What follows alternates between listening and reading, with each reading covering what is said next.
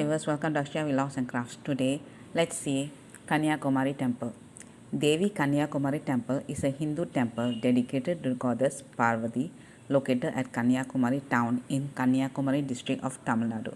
The temple is also called as Bhagavati Amman Temple or Kumari Amman Temple.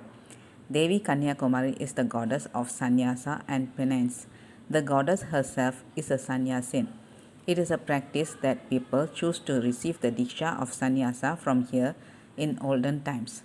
Kumari Amman Temple is also said to be one of the 108 Durga Alayas temple dedicated to goddess Durga. The holy goddess temple is situated at the confluence of Bay of Bengal, the Arabian Sea and the Indian Ocean. Kanyakumari region is part of a mythological greater Kerala stretching up to Gokarnam in Karnataka. This is one of the 4 Durga temples created by sage Parasurama around Kerala for its protection. The temple was in the territory of the erstwhile Travancore kingdom, so there is a strong influence of Kerala Nambudiri culture in the rites and rituals of the temple. The reputation of this temple is widely known to all throughout the India and the world. Though the temple is on the seashore, the water in the well in the temple is sweet and not salty. During the full moon days, devotees and tourists can enjoy simultaneously the setting of the sun in the west and the rising of the moon in the east. Kanyakumari temple is regarded as a Shakti Pida. The pujas in the temple are performed according to Tantra Samuchayam, like the temple in Kerala. Kanyakumari temple is considered as Kerala temple and was once part of the erstwhile Travancore kingdom. During the British rule, the temple was called as Cape Comorin. During the full moon day, pilgrims and tourists can enjoy the sun setting in the west and moon rising in the east. Kanyakumari has great spiritual significance for Hindus and is dedicated to the goddess Devi Kanya, an incarnation of Parvati. Pilgrims come here to visit the temple and bathe in the sacred waters. Although widely overdeveloped, the town and fishing beaches still manage a certain relaxed charm, and there's enough to keep you occupied for a day or so. Devi Kanyakumari, known as Kumari Amman, the Virgin Goddess, is one of the forms of Devi, the lady form of Hindu god. Devi Kanyakumari is an eternal ancient symbol of a Hindu nun. She is holding her rosary in a prayerful, spiritual, ecstatic mood, shedding pure spiritual bliss. Her only intention is to attain the supreme by doing the repetition of God's name, mantra japa, and be a model to the whole of Hindu womankind as an embodiment of eternal divine bliss. Slaying of Banasura by Devi Kanyakumari. The mythological story dates back in the Vedic period. Bana, an Ashura by birth, was the ruler of his land. He was a very powerful king. He took penance and obtained a boon from Lord Brahma, that his death will only be with the hand of an adolescent virgin girl. With this powerful boon, he became fearless and wreaked havoc on the entire world. He went to conquest and oust Lord Indra from his throne. He banishes all the devas from there. They veiled themselves from the universe. The devas, who were the personification of the basic natural elements, Agni, fire, Varuna, water, Vayu, air, went uncoordinated and havoc spread in the universe. As Indra, ether, was not able to administer and coordinate the Panchabhuta, Bhagavati, the unbiased Prakriti, will only balance the nature. She does not favor or bias, as she herself is the nature where all living beings is part of. Bhagavati manifested herself in the southern tip of the Aryavardha to kill Bana and recur the balance of nature.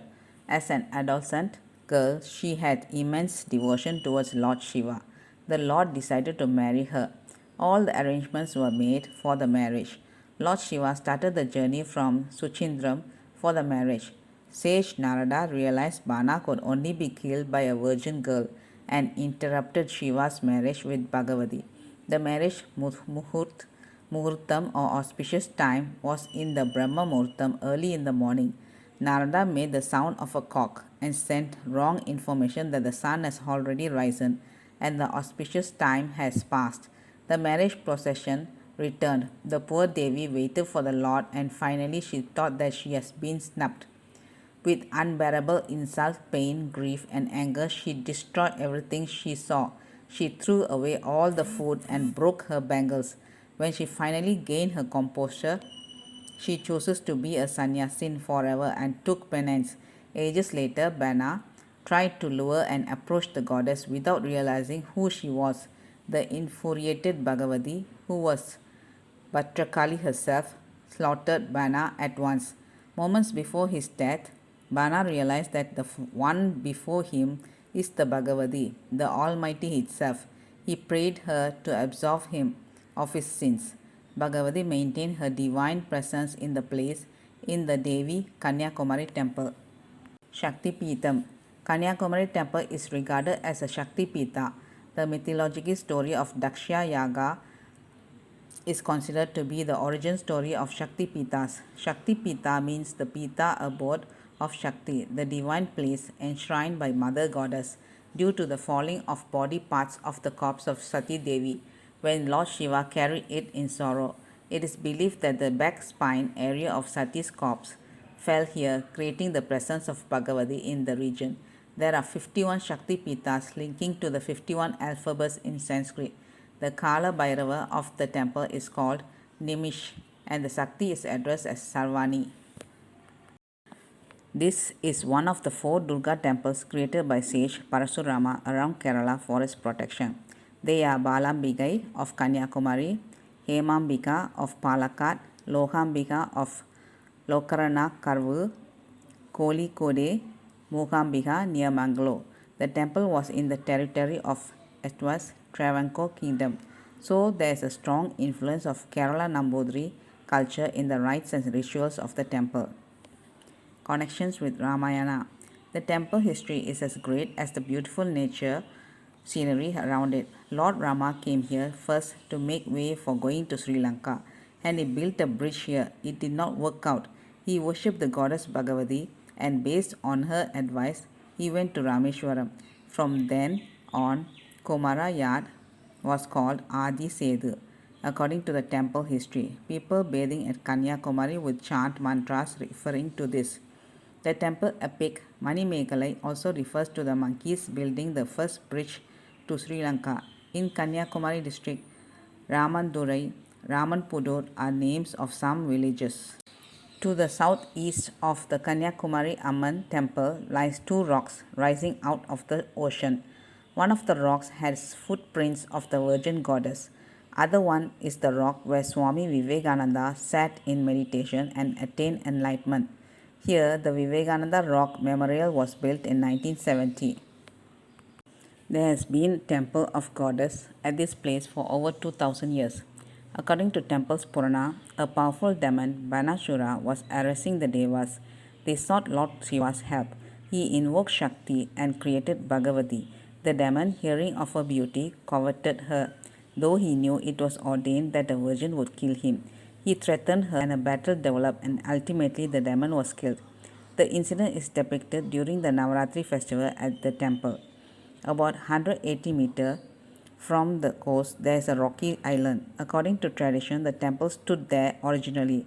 When the sea encroached, the rock became an islet, and the temple has to be removed to its present site. The rock contains the mark of a human foot. This is referred as a symbol of Sri Padam. It is on the rock that Vivekananda Memorial has been built. Though the town has grown as a major tourist spot over the years, its frame as pilgrim center dates back to the Puranic era. Lord Ganesha, Surya, Balasoundri, the processional deity of the goddess, and Lord Ayappa have separate shrines on the prakarams. A well inside the second prakaram, known as Moola Ganga Tirtham, provides water for Devi's Abhishekam. Bhagavati Amman temple is dedicated to the Virgin Goddess, one form of Sakti. The temple is at the edge of the ocean with 4 huge rectangular walls surrounding it. The Pandya kings built this temple in 8th century. Later, the Chola, Vijayanagar and Nayak rulers renovated it. Also called as Bhagavati Amman Temple is located in Kanyakumari, formerly Cape Comorin, on the confluence of the Bay of Bengal, the Arabian Sea and the Indian Ocean. Kanyakumari, Cape Comorin, represents all the beautiful things that India has to offer to the world. Many temples, churches, religious pillars, and statues are situated here. It is a place of mixed culture that is reflected in the arts, buildings, and even in the food. Let's hear the story again. Banashura, the demon king, achieved supremacy over demigods and punished them cruelly. The gods performed a yajna asking for protection from this Banashura. In answer to their prayers, Goddess Durga appeared here in the form of a beautiful virgin girl and began her penance.